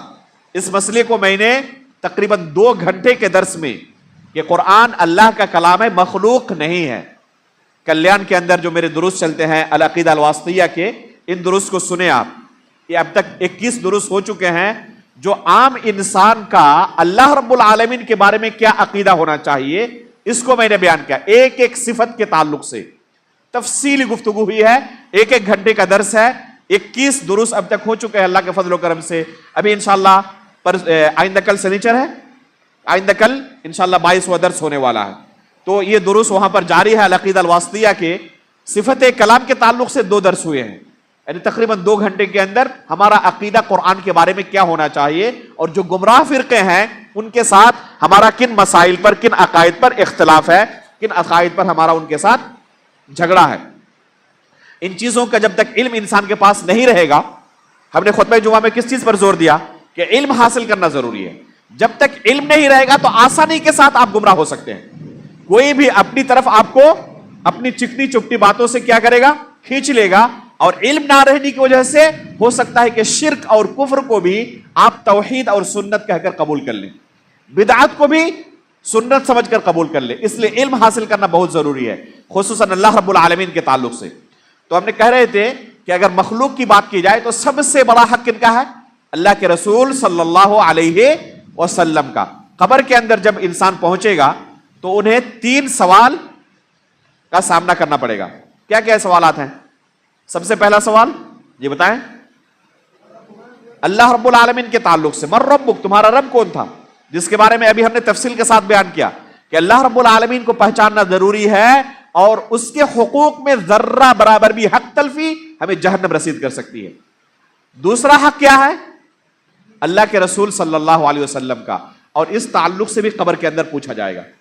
دوسرا سوال دین کے بارے میں ہوگا، جس کے بارے میں خطبہ جمعہ میں آپ کے سامنے تھوڑی سی بات آئی تھی مختصر، اور پھر تیسرا سوال اللہ کے رسول کے بارے میں ہوگا کہ تمہارے رسول کون تھے۔ اگر ایک بندہ اللہ کے رسول کے حقوق سے غافل رہا اور اللہ کے رسول صلی اللہ علیہ وسلم کے جو حقوق تھے ان حقوق کے اندر ڈاکے ڈالتا رہا، پامالی کرتا رہا، اور دوسروں کو یہ حق عطا کرتا رہا، تو ظاہر سی بات ہے کہ اس کا جواب قبر کے اندر آسان نہیں ہوگا۔ ایک بندہ جس نے اللہ کے رسول کے حقوق کو پہچانا ہی نہیں، یا پھر اللہ کے رسول صلی اللہ علیہ وسلم کے ان حقوق کو پہچاننے کے باوجود بھی حق تلفی کی، تو ایسا بندہ جب اس سے سوال کیا جائے گا تمہارے رسول کون تھے تو آسانی کے ساتھ جواب نہیں دے پائے گا۔ اللہ کے رسول کے حقوق کیا ہے؟ اللہ کے رسول کا پہلا حق کلمہ شہادت کے اندر موجود ہے۔ جب ایک بندہ اسلام قبول کرتا ہے تو کیا کہتا ہے؟ اشہد ان لا الہ الا اللہ واشہد ان محمدا عبدہ ورسولہ۔ اس کلمے کے اندر 2 چیزوں کا اقرار کرتا ہے اللہ کے رسول کے بارے میں، اللہ کے بندے تھے، اللہ کے سچے رسول تھے۔ آپ بہت سارے لوگوں کو پائیں گے جو پہلا حق اللہ کے رسول کا ہے کہ اللہ کے رسول کو اللہ کا بندہ تسلیم کیا جائے، یہ حق ادا نہیں کرتے۔ چنانچہ کہتے ہیں کہ وہ انسان نہیں تھے، اللہ کے بندے نہیں تھے، بلکہ اللہ رب العالمین نے انہیں نور سے پیدا کیا تھا۔ وہ نوری مخلوق تھے، وہ بنی آدم میں سے جن کو اللہ نے مٹی سے پیدا کیا ہے، ان سے نہیں تھے، اس وجہ سے ان کا کوئی سایہ نہیں ہوتا تھا۔ اما عائشہ رضی اللہ تعالیٰ عنہ کیا کہتی ہیں کہ اللہ کے رسول رات کو میرے حجرے میں نماز پڑھتے، روم اتنا تنگ تھا کہ میں پیر پھیلائی رہتی تھی، جب سجدے میں جاتے تو اللہ کے رسول اشارہ کرتے اور میں پیر سمیٹ لیتی، پھر سجدہ کرتے، پھر قیام کے لیے کھڑے ہوتے، میں پیر پھیلا دیتی تھی۔ کوئی کہہ سکتا ہے نا کہ آپ انتظار کیوں کرتی کہ آپ کو اشارہ کریں اور پیر سمیٹے، پہلے ہی پیر سمیٹ لینا چاہیے تھا۔ تو جواب خود سے دیتے ہوئے کہتی ہیں وَالْبُيُوتُ يَوْمَئِذٍ لَيْسَ فِيهَا مَصَابِيحُ، ہمارے گھروں میں ایسا بھی دور گزرتا تھا کہ چراغ کے لیے تیل نہیں ہوتا تھا اور گھر کے اندر اندھیرا رہتا تھا، چراغ نہیں جل رہا ہوتا، روشنی نہیں ہوتی، اس وجہ سے مجھے اندازہ نہیں ہو پاتا کہ اللہ کے رسول ابھی سجدے میں جا رہے ہیں۔ جب اشارہ کرتے تب پیر سمیٹتی تھی، اور لوگوں کا خیال ہے کہ اللہ کے رسول کیا تھے، نور سے پیدا کیے گئے تھے، چراغ کی ضرورت ہی نہیں تھی۔ اگر چراغ کی ضرورت نہ ہوتی، وہاں پر نور ایسے ہی ہوتا، تو اما عائشہ رضی اللہ تعالیٰ عنہ انتظار کرتی رہتی اشارہ کرنے کے لیے۔ لیکن اللہ کے رسول کا جو پہلا حق ہے کہ اللہ کے رسول کیا ہے، اللہ کے بندے ہیں، یہی تسلیم نہیں کرتے بہت سارے لوگ، اور اپنے آپ کو اللہ کے رسول کا محبوب اور عاشق تک تصور کرتے ہیں۔ یہ عشق ہے اللہ کے رسول کے ساتھ، نعوذ باللہ من ذالک، کہ اللہ کے رسول کو آپ عبد ہی تسلیم نہ کریں جو کہ کلمہ شہادت کے اندر موجود ہے۔ اسی طرح اللہ کے رسول سچے رسول ہیں، یہ اللہ کے رسول کا بہت بڑا حق ہے۔ اگر کوئی اللہ کے رسول کی رسالت کے بارے میں شک کرے، جیسے کہ بہت سارے شیعہ حضرات کرتے ہیں، کیا کہتے ہیں کہ علی رضی اللہ تعالیٰ عنہ کو یہ رسالت ملنے والی تھی، جبریل امین علیہ الصلوۃ والسلام کی غلطی سے اللہ کے رسول کو مل گئی۔ اگر کوئی اس طرح کا عقیدہ رکھے، مسلمان ہو سکتا ہے وہ؟ جب پوچھا جائے گا تمہارے رسول کون تھے قبر میں، آسانی کے ساتھ جواب نکل جائے گا، جس نے اللہ کے رسول کو رسول ہی تسلیم نہ کیا ہو، اللہ کے رسول کی رسالت کے بارے میں شک و شبہ کا شکار رہا ہو۔ اسی طریقے سے اللہ کے رسول صلی اللہ علیہ وسلم کا ایک حق یہ ہے کہ اللہ کے رسول نے اللہ رب العالمین کے دین کو کما حقہ پہنچا دیا ہے۔ جو اللہ رب العالمین نے آپ کو ڈیوٹی دی تھی، جو ذمہ داری عائد کی تھی، اس میں اللہ کے رسول نے کوئی کوتاہی نہیں کی ہے، نہ اپنی طرف سے کچھ کم کیا ہے، نہ کچھ زیادتی کی ہے۔ جیسا اللہ کا دین تھا اسی طریقے سے لوگوں تک پہنچا دیا ہے۔ اگر کوئی یہ حق اللہ کے رسول کا عطا کرے تو کیا کبھی کسی بدعت کو انجام دے سکتا؟ کسی بھی ایسے عمل کو جسے اللہ کے رسول نے دین کے طور پر ہمیں نہیں سکھایا ہے، اگر کوئی شخص انجام دیتا ہے تو دو حال سے خالی نہیں۔ اگر آپ یہ حق اللہ کے رسول کا تسلیم کرتے ہیں کہ اللہ کے رسول نے اس دین کو کما حقہ پہنچا دیا تھا، اس کے اندر کوئی کوتاہی نہیں برتی تھی، کوئی کمی بیشی نہیں کی تھی، تو پھر اپنی طرف سے اس چیز کو داخل کرنے کی وجہ کیا ہے؟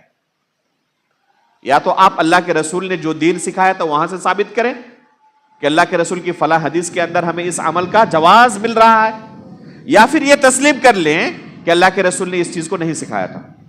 مثال کے طور پر اللہ کے رسول صلی اللہ علیہ وسلم کی پیدائش کے دن،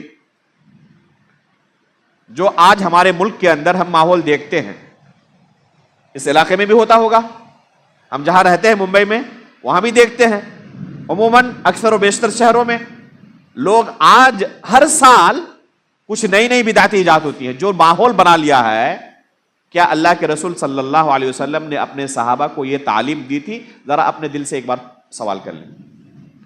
آج اللہ کے رسول صلی اللہ علیہ وسلم کی میلاد جو آپ منا رہے ہیں، یہ جشن میلاد کے نام سے جو آپ نے ایک یہ کیا ہوا ہے، دین بنایا ہوا ہے، ذرا اپنے دل سے سوال کریں کہ کیا اللہ کے رسول نے اپنے صحابہ کو یہ سکھایا تھا، نہیں سکھایا تھا؟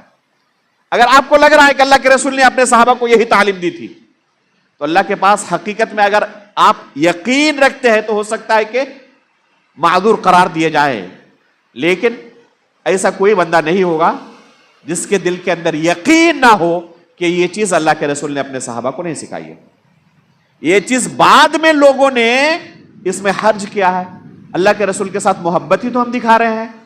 یہ لاجک استعمال کر کے دین کے اندر اس چیز کو داخل کیا. تو یہ اللہ کے رسول کے حق میں ڈاکہ ڈالنا. اسی طرح اللہ کے رسول صلی اللہ علیہ وسلم کا ایک حق کیا ہے کہ اللہ کے رسول کو معصوم مانا جائے 4 چیزوں کے اندر: تبلیغ شریعت اور فہم شریعت میں، اسی طریقے سے کفر اور شرک سے، گناہ کبیرہ سے اور جھوٹ بولنے سے. ان تمام چیزوں کے دلائل موجود ہیں، تفصیل کے ساتھ ہم نے ان مسائل کو بیان کیا ہوا ہے.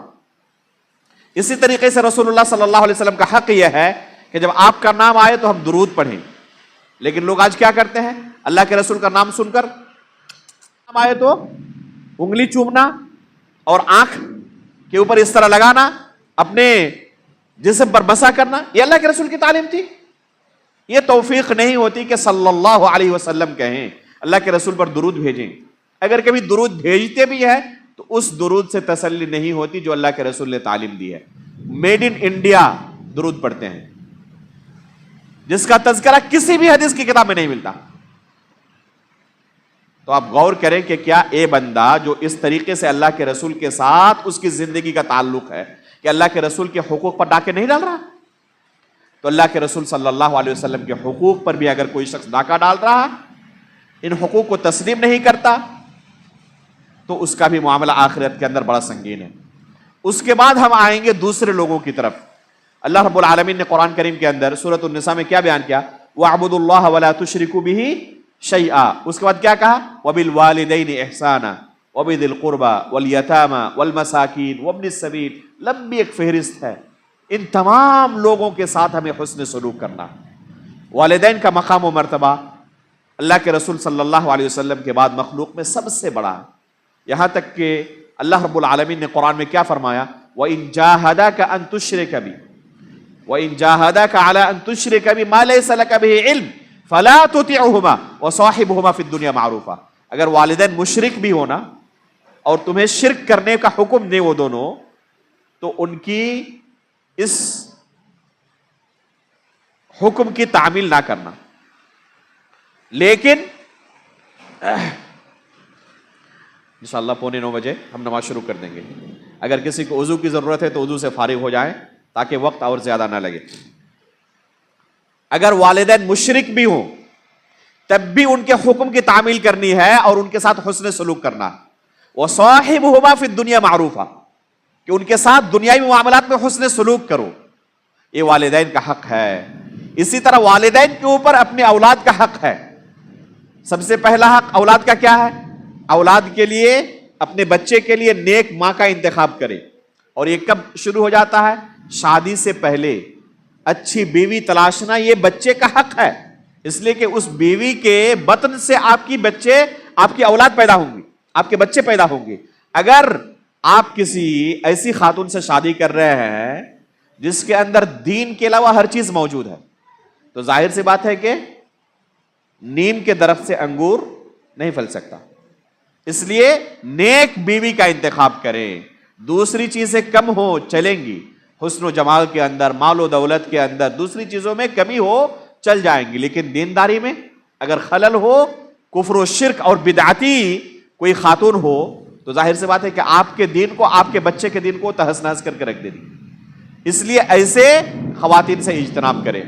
اسی طریقے سے بچہ بڑا ہو جائے ان کو نماز کی تلقین کریں. نہ نماز پڑھے 7 سال سے نماز کی تلقین کرنا شروع کریں. 10 سال کی عمر پہنچ جائے نماز نہ پڑھے ان کو ماریں. بہت سارے لوگ آ کے سوال کرتے ہیں کہ میرا بیٹا 10 سال سے اوپر کا ہو چکا ہے، نماز نہیں پڑھتا، کیا مار سکتا ہوں؟ تو ہم ان سے پوچھتے ہیں کہ جب 7 سال کی عمر ہوئی تھی تو مسلسل 3 سال تک اپنے 10 سال عمر ہونے تک ٹرننگ دی اس کو نماز کی؟ خاموش ہو جاتے. آپ نے اس کا حق مارا 3 سال تک، اس کا حق تھا آپ کے اوپر کہ آپ اس کو 3 سال تک مسلسل نماز کی ٹرننگ دیں. اگر کوئی والد اس طرح ٹرننگ دے بچے کو، کوئی 10 سال کی عمر ہونے کے بعد وہ بچہ نماز چھوڑنے لگے گا؟ ممکن نہیں ہے. تو یہ بچوں کے حقوق ہیں. اسی طرح اپنے رشتہ داروں کے حقوق ہیں، پڑوسیوں کو حقوق ہے. ان تمام حقوق کی ادائیگی ضروری ہے. اگر کوئی بندہ کسی کا کوئی حق مارتا ہے، یہ چیز ایسی نہیں ہے کہ کسی مفتی کی ضرورت پڑے کہ یہ میرا عمل صحیح ہوا یا غلط ہوا. ایک دکاندار ایک کسٹمر کا حق مار رہا ہے، 1 کلو کی جگہ پہ 900 گرام ہی تول کے دے رہا ہے. سامان خریدا تھا 100 روپے میں اور کسٹمر کے سامنے کیا کہہ رہا؟ وہ بغیر کہے بھی اپنے سامان کو اگر 150 روپے میں بیچے تو جائز ہے اس کے لیے. اگر کسٹمر کہے 10 روپیہ کم کر دیں، ارے ہماری خریدی تو نہیں پڑی ہے، 150 میں ہم نے خود خریدا، آپ کو کیسے دے دیں؟ حالانکہ اس نے خریدا ہے 100 میں. یہ بیکار کا یہ جھوٹ ملانے کی کیا ضرورت تھی؟ کیا اس مسئلے کو سمجھنے کے لیے کسی مفتی کی ضرورت ہے؟ تب پتہ چلے گا کہ جائز ہے نہیں جائز ہے. یہ حقوق ایسے ہیں جو بندوں کے درمیان ہیں، جس سے آپ اپنے دل سے سوال کر کے معلوم کر سکتے ہیں کہ میرا یہ عمل صحیح ہوا یا غلط ہوا. آج لوگوں کی حالت کیا ہے کہ کسی کو اگر کوئی ٹھگ لے تو اپنے آپ کو بڑا کامیاب، بڑا ہوشیار سمجھتا ہے کہ میں نے فلاں شخص کو ٹھگ لیا، اسے پتہ ہی نہیں چل پا. ایک طالب علم امتحان میں بیٹھتا ہے، چوری کر کے پاس ہو جاتا ہے اور فخر سے لوگوں کے درمیان بیان کرتا ہے کہ میں نے ایسا چٹ بنایا تھا کہ حد درجہ وہاں پر سختی ہونے کے باوجود مجھے پکڑ نہیں سکا. وہ کیا سمجھ رہا ہے کہ اللہ رب العالمین کے پاس وہ بچ جائے گا؟ تو قدم قدم پر ایک انسان کو ہمیشہ سوچنا چاہیے کہ اللہ کے سامنے مجھے پیش ہونا ہے. اور یہ تمام لوگوں کے حقوق جو ہم نے مارے ہیں دنیا میں نا، ایک ایک حق کو ادا کرنا پڑے گا. لَتُؤَدُّنَّ الْحُقُوقَ إِلَىٰ أَهْلِهَا يَوْمَ الْقِيَامَةِ. اللہ رب العالمین سے ہم دعا کرتے ہیں کہ اللہ رب العالمین ان تمام حقوق کو ہمیں پہچاننے اور ادا کرنے کی توفیق عطا فرمائے. اللہ رب العالمین آخری سانس تک اسلام پر جمے رہنے کی ہمیں توفیق عطا فرمائے. ایمان کی حالت پر ہماری وفات ہو، نبیین، صدیقین، شہداء اور صالحین کے ساتھ ہمارا حشر ہو. آمین. تقبل یا رب العالمین. وصلی اللہ علی نبینا محمد. سبحانک اللہم و بحمدک، اشہد ان لا الہ الا انت، استغفرک و اتوب الیک.